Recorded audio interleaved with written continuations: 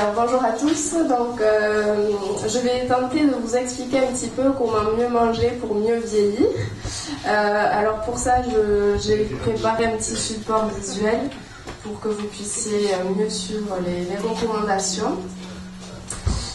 Alors au niveau de l'équilibre alimentaire et des recommandations, c'est important d'essayer de manger varié, tout en gardant le plaisir. Donc dans notre alimentation, on retrouve différentes catégories d'aliments qui sont représentées là sur une pyramide alimentaire. Donc vous voyez, vous avez à la base les boissons. Donc d'une manière générale, c'est important de bien s'hydrater et de penser à boire sans forcément attendre d'avoir soif. Parce que le signe de la soif est déjà un signe de déshydratation.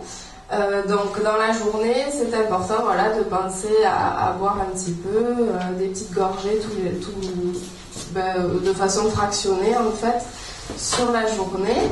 Et vous pouvez boire de l'eau, des eaux minérales, également du thé, du café, des bouillons de légumes également. Tout ça, ça rentre dans votre hydratation.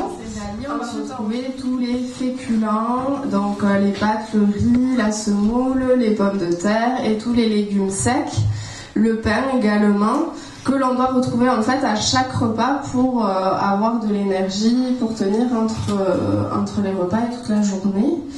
Donc on en parlera un peu plus loin. Ensuite, on retrouve la catégorie des fruits et légumes qui vont vous apporter des vitamines, des minéraux. Les légumes, donc c'est important d'en manger à chaque repas, cru ou cuit, de préférence cru pour maintenir les apports en vitamines et minéraux. Et après, essayez de consommer aussi des fruits, de préférence toujours de saison, pour veiller à avoir un maximum de vitamines. Le fait de bien manger, de prendre soin de soi, de privilégier les choses saines pour rester en forme le plus longtemps possible.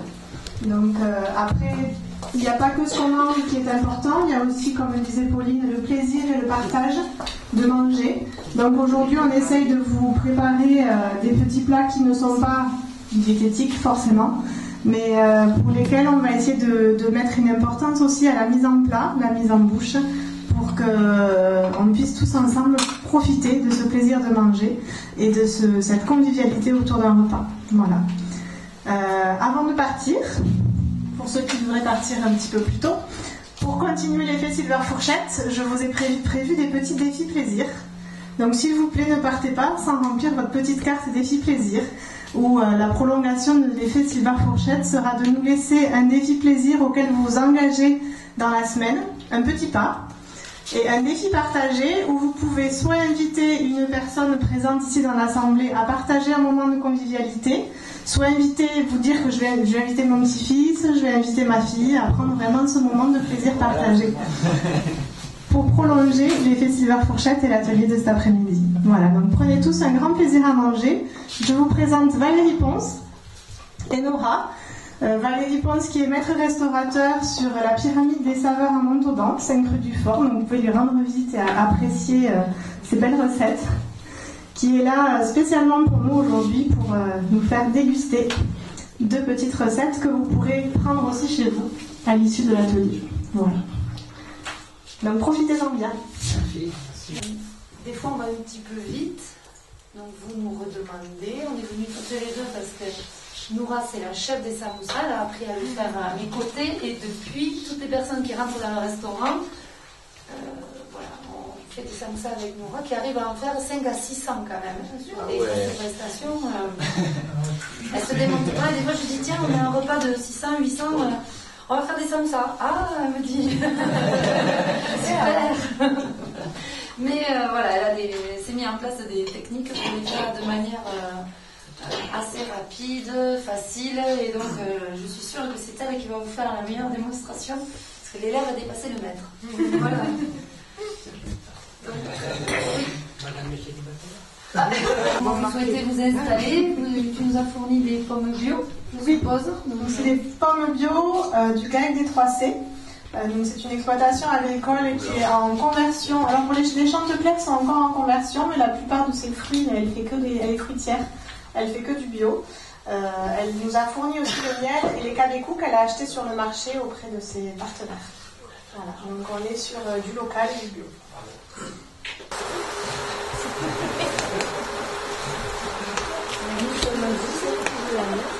À défaut de ne pas avoir fait de ça. Moi je valide les produits tellement du coup, il est excellent.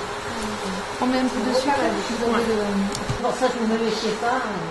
On peut mettre un peu de sucre.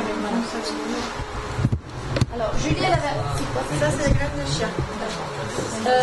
Tu avais aussi apporté du miel. Donc là, il n'y a pas d'intérêt particulier à mettre du miel dans les pommes puisqu'on a déjà mis le sucre.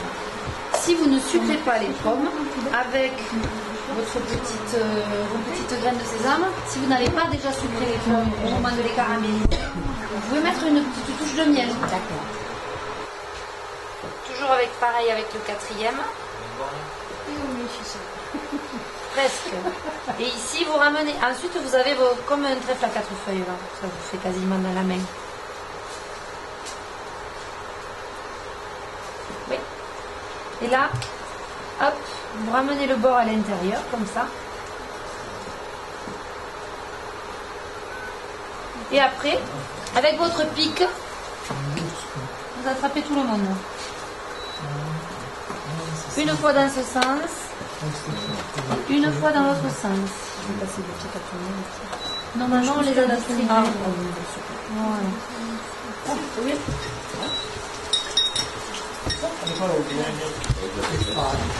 Avec le miel, t'as un goût, franchement.